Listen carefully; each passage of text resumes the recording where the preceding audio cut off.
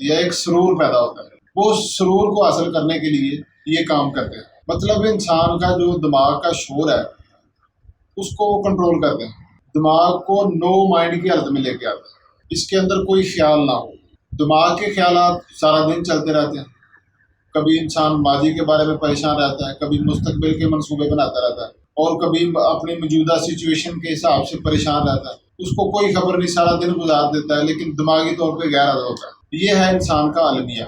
السلام علیکم ناظرین، آج میں بات کروں گا احسان کے اوپر۔ مقام احسان کیا ہوتا ہے؟ یہ بہت کم علماء کرام اس کے بارے میں بتاتے ہیں، حالانکہ یہ ہماری عبادات کی روح ہے احسان، اور اس کے بارے میں پتہ ہی کوئی نہیں۔ ہماری اکثریت کسی سے پوچھ لے احسان کیا ہے، کسی کو کوئی پتہ نہیں۔ وہ سمجھتے ہیں کسی کے ساتھ نیکی کرنا یہ احسان ہوتا ہے، وہ بھی احسان ہے۔ اس کی یہی ڈیفینیشن ہے، کسی بندے کو اس کے حق سے زیادہ دینا، یہ احسان ہے۔ ایک بندے کا جو حق بنتا ہے اس کو اس سے زیادہ دے دیا جائے تو یہ احسان ہو جاتا ہے۔ کسی کے ساتھ نیکی کر دی جائے وہ احسان ہوتا ہے، اور حالت حضوری یہ بھی احسان ہوتا ہے۔ جو عبادات کے اندر جو چیز ہے وہ حضوری کی حالت کو احسان کہتے ہیں۔ اللہ تعالیٰ نے قرآن پاک میں فرمایا کہ وہ احسان والوں کو دوست رکھتا ہے۔ اللہ تعالیٰ احسان والوں کے ساتھ ہے، یعنی کہ اللہ تعالیٰ احسان والوں کو دوست رکھتا ہے اور ان کے ساتھ۔ احسان والے کون لوگ ہیں؟ ولی، اولیاء کرام، دوست رکھتا ہے۔ دوست کون ہوتا ہے؟ ولی ہوتا ہے۔ اس سے یہ بات سامنے آئی کہ اولیاء کرام احسان والے لوگ ہیں، اللہ کے دوست ہیں۔ صالحین، نیک لوگ اللہ کے دوست ہیں۔ صحابہ کرام، انبیاء کرام سب اللہ کے دوست ہیں اور احسان والے لوگ ہیں سارے۔ ابھی سمجھنے والی بات یہ ہے کہ احسان ہوتا کیا ہے۔ ایک دفعہ جبریل امین انسانی شکل میں سرکار کے پاس تشریف لائے اور 3 سوال کیے۔ سب سے پہلے اس نے پوچھا کہ اسلام کیا ہے، آپ نے اس کا جواب دیا۔ پھر اس نے پوچھا کہ ایمان کیا ہے، پھر آپ نے جواب دیا۔ پھر اس نے پوچھا کہ احسان کیا ہے، تو سرکار نے فرمایا کہ احسان یہ ہے کہ اللہ کی عبادت اس طرح کرو کہ گویا تم اس کو دیکھ رہے ہو۔ اگر یہ نہیں ہو سکتا تو اس طرح عبادت کرو کہ گویا اللہ آپ کو دیکھ رہا ہے۔ یعنی کہ یہ 2 جز بتائے احسان۔ احسان کا پہلا حصہ کیا ہے کہ گویا تم اللہ کو دیکھ رہے ہو، اللہ کی عبادت اس طرح کرو گویا تم اللہ کو دیکھ رہے ہو، یعنی کہ یہ مشاہدے کی حالت ہے۔ کسی چیز کو دیکھنا، کسی چیز کا مشاہدہ کرنا، یہ مشاہدے کی حالت ہے۔ یہ کن لوگوں کی ہوتی ہے؟ اللہ کے مقرب لوگوں کی ہوتی ہے، مومنین کاملین کی ہوتی ہے، کہ جو اللہ کے قرب میں ہوں ان کی یہ حالت ہوتی ہے۔ یہ ہے مشاہدے والی حالت۔ ایک حدیث شریف ہے نا کہ الصلاۃ معراج المومنین، کہ نماز مومنوں کی معراج ہے۔ تو معراج کیا ہوتی ہے آپ سب کو پتہ ہے، یعنی کہ یہ اس حالت کے اندر اللہ کا دیدار کرتے ہیں، مشاہدہ حق کرتے ہیں۔ ان کی باطن کی آنکھ کھلی ہوتی ہے، اس آنکھوں سے اللہ کا دیدار کرتے ہیں۔ یہ چیزیں نا بڑی گہرائی والی ہوتی ہیں، ان کو سمجھنے کی ضرورت ہوتی ہے۔ تو یہ پہلی حالت ہوگی حالت مشاہدہ۔ انبیاء کرام، صحابہ کرام، اولیاء کرام، صالحین، یہ ان کی یہ حالت ہوتی ہے، غالب حالت ہوتی ہے۔ ابھی دوسرا حصہ ہے جو ہے حالت مراقبہ، کہ اللہ کی عبادت اس طرح کو کرو کہ گویا اللہ آپ کو دیکھ، یعنی کہ اپنے اندر یہ یقین پیدا کر لینا کہ اللہ مجھے دیکھ رہا ہے ہر وقت۔ اگر ہو جائے تو وہ تو بڑی بات ہے، صرف نماز کے اندر ہو تو یہ بھی بڑی بات ہے۔ تو ہمیں تو نہ تو ہر وقت ہے اور نہ نماز کے اندر یہ حالت ہوتی ہے۔ نماز ہم پڑھتے ہیں اور ساری نماز کے اندر خیالات آتے رہتے ہیں اور خیالات کا سلسلہ جاری رہتا ہے حتیٰ کہ ہم سلام کہتے ہیں۔ ہمیں نہیں پتہ ہوتا کہ امام صاحب نے کون سی سورت پڑھی تھی، امام صاحب نے کیا کچھ پڑھا ہے، کوئی پتہ نہیں ہوتا۔ امام صاحب نے کوئی غلطی بھی کر دیا تو اس کا بھی کوئی پتہ نہیں ہوتا۔ یہ ہے ہماری عبادتوں کی حالت، ہماری نماز کی حالت۔ اسی وجہ سے تو ہمیں کوئی اثر نہیں ہوتا۔ اللہ کے نبی علیہ السلام نے فرمایا کہ نماز برائی بے حیائی سے روکتی ہے۔ کیا ہمیں روکتی ہے؟ نماز دین کا ستون ہے، نماز مومن کی معراج ہے۔ کیا ہمیں اس نماز سے یہ فائدہ حاصل ہوتے ہیں؟ کوئی نہیں ہوتی۔ نماز بھی پڑھ رہے ہیں، برائی بے حیائی بھی کر رہے ہیں، سارا کچھ چل رہا ہے، تو اس کا مطلب ہماری نماز ہی کامل نہیں۔ جس طرح نماز پڑھنے کا حکم دیا گیا ہے اس طرح نماز ہے ہی کوئی نہیں۔ اپنے اندر یہ حالت پیدا کرنی ہے آپ نے کہ اللہ مجھے دیکھتا ہے، اللہ حاضر ہے، اللہ ناظر ہے، اللہ میرے ساتھ ہے۔ مراقبہ کی حالت یہ ہے کہ انسان یہ یقین پیدا کر لے کہ مجھے اللہ دیکھ رہا ہے، اللہ حاضر ناظر ہے، اللہ میرے تمام اعمال کو دیکھتا ہے، میرے ساتھ ہے، یہ یقین اپنے دل میں پیدا کر، صرف نماز کی حالت میں نہیں، ہر وقت یہ یقین پیدا ہو جائے، ذہن سے تمام خیالات ختم ہو جائیں، ماضی کے خیالات، مستقبل کے خیالات، اور ذہن حاضر ہو جائے۔ اس کو حضوری کی حالت بھی کہتے ہیں، مقام مراقبہ کو حضوری کی حالت بھی کہتے ہیں۔ اسی کا دوسرا نام اخلاص بھی ہے۔ اللہ کی عبادت اخلاص کے ساتھ کرو۔ قرآن پاک میں ارشاد ہوا، یہ جو اخلاص ہے اسی کا دوسرا نام۔ خالص کرنے کا مطلب یہ ہے کہ ذہن سے تمام خیالات ختم ہو جائے، ذہن یکسو ہو جائے، ایک طرف سوچے، اور وہ سوچنا کس طرف ہے؟ اللہ کی طرف۔ یہی خیال بس ایک ہو کہ اللہ مجھے دیکھ رہا، اللہ میرے ساتھ ہے۔ یہ ہے حالت مراقبہ۔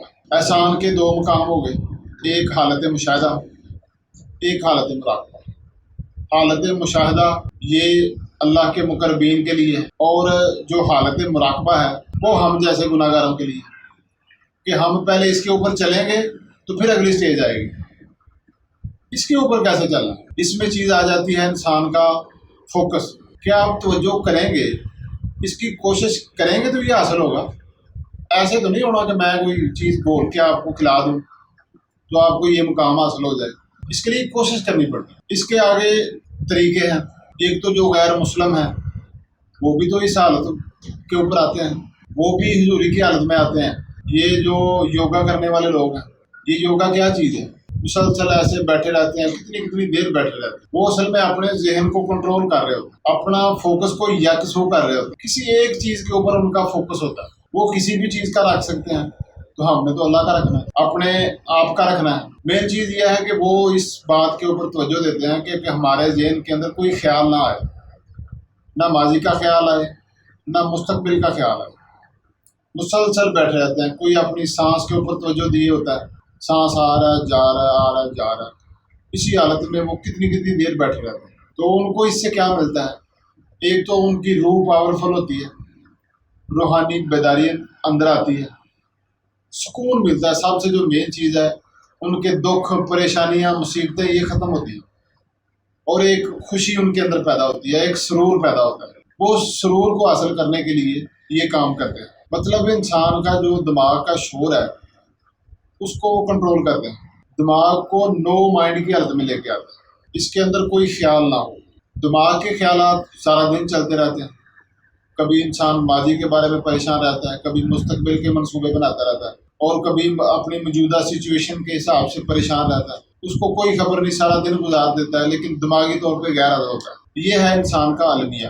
اس چیز سے آپ نے نکلنا ہے تو پھر آپ کو حضوری کی حالت حاصل ہو۔ اگر نہیں نکلیں گے تو ہماری نمازوں کا یہی حال رہے گا، ہماری عبادات کا یہی حال رہے گا۔ تو وہ تو کفار یہ کام کرتے ہیں، ایک یوگا کرتے ہیں، ایک کرتے ہیں میڈیٹیشن، مراقبہ، یہ بھی کرتے ہیں کافی لوگ، ہندو کرتے ہیں، سکھ کرتے ہیں، عیسائی کرتے ہیں، یہودی کرتے ہیں، یہ جو چین کے ہیں بدھ مت یہ کرتے ہیں۔ تو یہ وہ طریقے ہیں جو انہوں نے اختیار کیے۔ مقصد صرف یہی ہے حضوری کی حالت میں آنا، مقصد یہی ہے اپنا سکون اپنے اندر پیدا کرنا، پریشانیوں، مصیبتوں، ڈپریشن سے نجات حاصل کرنا۔ ان کا تو یہ مقصد ہوتا ہے۔ ہمارا مقصد ہوتا ہے اللہ کا قرب حاصل کرنا، اللہ کو پہچاننا، اپنے آپ کو پہچاننا۔ اس لیے ہم یہ کام کرتے ہیں۔ اسی لیے اللہ کے نبی علیہ السلام نے فرمایا کہ عبادت اس طرح کرو گویا تم اللہ کو دیکھ لو۔ اگر یہ نہیں ہو سکتا تو یہ کر لو کہ اللہ آپ کو دیکھ رہا ہے۔ اگر اسی کو اصول بنا لیا جائے، اپنی پوری زندگی پہ ڈال لیا جائے، تو جو بھی آپ نے کام کرنا ہے تو آپ کا فوکس اللہ کی طرف ہو، دماغ حاضر ہو، فوکس اللہ کی طرف ہو۔ دو چیزیں آپ نے کرنی، دماغی طور پہ حضوری، نہ ماضی کا خیال نہ مستقبل کا خیال، اور فوکس اللہ کی طرف کہ اللہ میرے ساتھ ہے، اللہ مائی، اللہ میرے ساتھ ہے، اللہ حاضر ناظر ہے، مجھے دیکھ رہا ہے۔ اس میں فلسفہ پتہ کیا ہے کہ اللہ کی ذات لمحہ موجود کے اندر حاضر ناظر ہے۔ ابھی میں یہاں بیٹھا ہوں تو اللہ کی ذات ادھر حاضر ناظر ہے، میرے ساتھ ہے۔ جدھر آپ بیٹھے ہیں آپ کے ساتھ بھی اللہ کی ذات حاضر ناظر ہے۔ تو جب مینٹلی آپ ماضی میں جائیں گے، مستقبل میں جائیں گے، تو اللہ سے دور ہوتے جائیں گے۔ اللہ ماضی میں تو نہیں ہے، اللہ تو موجودہ لمحے کے اندر ہے۔ ابھی جو پل گزر رہا ہے اس کے اندر حاضر ناظر ہے۔ ماضی تو گزر گیا، اس وقت وہ حاضر ناظر تھا۔ لیکن جب اس وقت تھا تب بھی وہ لمحہ لمحہ موجود تھا، اس وقت کا وہ پریزنٹ تھا، ابھی یہ پریزنٹ ہے، تو اللہ تو ادھر حاضر ہے۔ تو جب مینٹلی طور پہ میں کہیں دور چلا جاؤں گا تو میں اللہ سے دور ہو جاؤں گا، اللہ کی اپنے ساتھ ہونے کا انکار کر دوں گا، اللہ کے حاضر ناظر ہونے کا انکار کر دوں گا، اس سے دور چلا جاؤں گا۔ تو یہ ہے فلسفہ۔ اگر ذہن میرا حاضر ہو جائے، حاضر ناظر ہو جائے، تو پھر حاضر ناظر کے ساتھ بیٹھ کے ایک مقام پہ ہو جاتا۔ اگر ذہن کو میں حاضر کر لوں تو پھر یہ حاضر ناظر کے ساتھ ایسے ہو جائے، یعنی کہ دونوں ایک ہی مقام پر ہوں۔ تو اس مقام کے اوپر رہتے ہوئے زندگی گزارنا یہ بڑا افضل ترین چیز ہے۔ اس مقام کے اوپر آپ چلتے رہیں گے تو پھر آپ کو دوسرا مقام آ جائے گا، اس کو مشاہدہ کہتے ہیں، مشاہدے کی حالت کہتے ہیں، یعنی کہ اللہ کا دیدار آپ کو ہوگا، اللہ کی معرفت آپ کو حاصل ہو جائے گی، اللہ کا قرب آپ کو حاصل ہو جائے گا۔ لیکن پہلے یہ والی حالت پیدا کریں، پھر اس کے اوپر چلتے رہیں، پھر وہ حالت آئے گی، حالت مشاہدہ بعد میں آئے گی جو اللہ کے نیک بندوں کی ہوتی ہے۔ تو ہمیں تو انیشیل سٹیپ لینا ہے، تو انیشیل سٹیپ یہاں سے لینا کہ پہلے اپنے دماغ کو حاضر کر لیں، اس کے لیے اللہ کا ذکر کریں، ذکر کر رہے ہیں تب بھی حاضر رہیں، اللہ میرے ساتھ ہے اور اس کا ذکر میں کر رہا ہوں۔ اللہ کے ذکر سے دلوں کو سکون ملتا ہے۔ ذکر وہی ہوتا ہے جو حضوری کی حالت میں ہو، مکمل فوکس کے ساتھ ہو۔ فوکس نہیں ہے تو ذکر کا کوئی فائدہ نہیں، اس کا آپ کو ذکر کا کوئی فائدہ نہیں ہوگا، نماز کا بھی کوئی فائدہ نہیں ہوگا۔ اگر حضوری کی حالت میں ہے تو پھر ذکر سے آپ کے دلوں کو سکون ملے گا۔ قرآن پاک میں اللہ تعالیٰ فرماتا ہے ہر چیز سے کٹ کر اللہ کا ذکر کرو، مطلب ذہنی طور پہ، فزیکل کی بات نہیں، فزیکلی کام کرتے ہوئے بھی آپ اللہ کا ذکر کر سکتے ہیں، مینٹلی ہر چیز سے کٹ کر، یعنی کہ کسی کے بارے میں آپ کے ذہن میں کوئی خیال نہ آ رہا ہو، اس حالت میں ذکر کرو، یہ ہے مفہوم اس کا۔ اور نماز پڑھو اسی حالت میں پڑھو کہ اللہ میرے ساتھ ہے، اور عین حضوری کی حالت، حاضر رہنا اور اللہ کی طرف توجہ ہونا، دو چیزیں نماز میں بھی رکھنی ہے، ذکر میں بھی رکھنی ہے، اور اپنے روزمرہ کے کام کرتے ہوئے بھی یہی آپ کا فوکس ہونا چاہیے۔ ماضی کا خیال اگر ضروری ہے تو تھوڑی دیر سوچ لیں، پھر اس کو حاضر کر لیں۔ مستقبل کے بارے میں کوئی پلاننگ کرنی ہے، تھوڑی دیر پلاننگ کر لیں، اس کے بعد پھر آپ اسی حالت میں آ جائیں۔ یہ نہیں کہ آپ نے رہنا مستقبل میں ہے یا رہنا ماضی کے اندر ہے، سارا دن لوگوں کا گزر جاتا ہے سوچوں کے اندر، پریشانیوں کے اندر، یہ حالت نہیں ہونی چاہیے۔ اگر کوئی سوچ ضروری ہے تو اس کو سوچیں، اس کے بارے میں تھوڑی دیر، گھنٹہ سوچ لیں، 1.5 گھنٹہ سوچ لیں، اس کے بعد اپنی اوریجنل حالت میں آ جائیں۔ تو اس حالت میں آپ مشق کرتے رہیں گے، زندگی اس حالت میں گزاریں گے، نماز ذکر اس حالت میں کریں گے، تو پھر آپ مقام احسان پر چلے جائیں گے، تو پھر آپ احسان والے بن جائیں گے۔ اللہ تعالیٰ احسان والوں کو دوست رکھتا ہے، اللہ تعالیٰ احسان والوں کے ساتھ ہے۔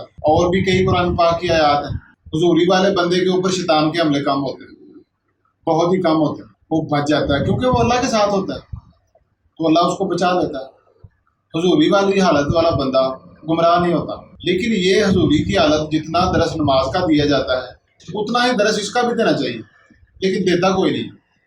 علماء کرام نماز کی فضیلتیں بیان کرتے ہیں، تو ان کو بتاؤ کہ یہ حالت پیدا کرنی ہے نماز کے اندر، یہ بڑی ضرورت ہے، یہ نماز کی روح ہے، یہ حالت احسان والی حالت پیدا کرنی ہے نماز کے اندر، اس کے اوپر اتنا ہی زور دے جتنا آپ نماز کے اوپر دیتے، تو اس کے اوپر توجہ کو نہیں۔ دین کا جو سب سے اہم حصہ ہے وہ مقام احسان ہے، عبادات کا جو سب سے مین حصہ ہے وہ ہے مقام احسان۔ اسلام کی روح ہے یہ مقام احسان، اور اس کا ہوش ہی کوئی نہیں، کسی کو خبر ہی کوئی نہیں بھائی۔ اسی لیے اللہ نے قرآن پاک میں جگہ جگہ اولیاء کرام کے پاس جانے کا حکم دیا۔ یہ قرآن پاک میں ایک جگہ ہے، کون مع صادقین، سچے لوگوں کے ساتھ ہو جاؤ۔ سچے لوگ اللہ کے ولی ہیں، وہ حالت حضوری میں رہتے ہیں، مقام احسان پہ رہتے ہیں، اور جو بندہ اس حالت میں ہوتا ہے اس کے پاس جا کے بیٹھو گے تو لازمی اس کا اثر اس کے اوپر ہو جاتا ہے۔ یہ اس حالت کی ایسی خصوصیت ہے کہ اس کے پاس بیٹھنے والا بھی محروم نہیں رہتا، بدبخت نہیں رہتا۔ ایک حدیث شریف میں بھی ہے نا کہ ذاکرین کے پاس بیٹھو، ان کے پاس بیٹھنے والا بدبخت نہیں رہتا۔ تو یہ چیز ہے کہ جب آپ ان کے پاس بیٹھیں گے تو آپ کے اوپر اثر ہوگا، خربوزہ خربوزے کو دیکھ کے رنگ پکڑے گا۔ پھر اولیاء کرام آپ کو بتائیں گے کہ یہ حالت آپ کی کیسے آئے گی، آپ کو کیا کرنا پڑے گا، وہ پھر آپ کو اس طرف رہنمائی کریں گے آپ۔ جو پیر ہوتا ہے، مرشد ہوتا ہے، یہ رہنما ہوتا ہے. جس طرح اللہ کے نبی علیہ السلام صحابہ کی رہنمائی کرتے تھے، ایک ولی ایک سادہ عام مسلمان کی رہنمائی کرتا ہے، جس کے پاس کوئی اتنا علم نہیں ہے، جس کے پاس کوئی اتنی کوالٹیز نہیں ہے، دین کو سمجھتا نہیں ہے، تو وہ پھر ان کے پاس جاتا ہے، تو وہ پھر اس کو چلاتا ہے دین کے اوپر، اس کی رہنمائی کرتا ہے. اگر وہ صرف دین پہ چلنا چاہتا ہے تو چلاتا ہے، اگر وہ اللہ تک جانا چاہتا ہے بندہ، اللہ کا قرب حاصل کرنا چاہتا ہے، تو وہ اس کو اس پٹڑی پہ چلا دیتا ہے. یہ ہوتا ہے ایک گرو، ایک مرشد ہوتا ہے. اس طرح ہر ایک سبجیکٹ ہے، ڈاکٹر بننا ہے تو اس کے لیے استاد چاہیے، انجینئر بننا ہے اس کے لیے استاد چاہیے. یہ ٹیچر ہوتا ہے اصل میں، جو اللہ کا ولی ہوتا ہے وہ ٹیچر ہوتا ہے، پریکٹیکل بندہ ہوتا ہے. تو علماء کرام کے پاس جانے سے دین نہیں ملتا. آپ کو علم مل جائے گا تھوڑا بہت، لیکن اس سے آپ کی زندگی پہ کوئی فرق نہیں پڑے گا. اگر آپ نے اپنی حالت بدلنی ہے تو پھر ایک اللہ کے ولی کے پاس جانا پڑے گا، جس کی رہنمائی سے آپ کی حالت بدلے گی، آپ احسان والے بن جائیں. اللہ آپ کو عدل اور احسان کا حکم دیتا ہے. ان اللہ یامرکم بالعدل والاحسان ہے نا قرآن پاک میں، باقاعدہ اللہ کا یہ حکم ہے احسان. ایک تو احسان ہو گیا لوگوں کے ساتھ نیکی، اور ایک یہ والا احسان ہے. اس کے دونوں معنی مراد ہیں.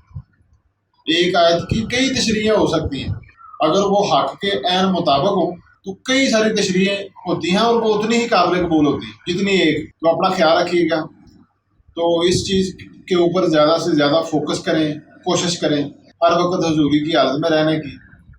نماز، ذکر، حالت حضوری میں ہر وقت ذکر کرتے رہیں. جب تم بھول جاؤ تو اللہ کا ذکر کرو. اللہ کے ذکر سے دلوں کو سکون ملتا ہے.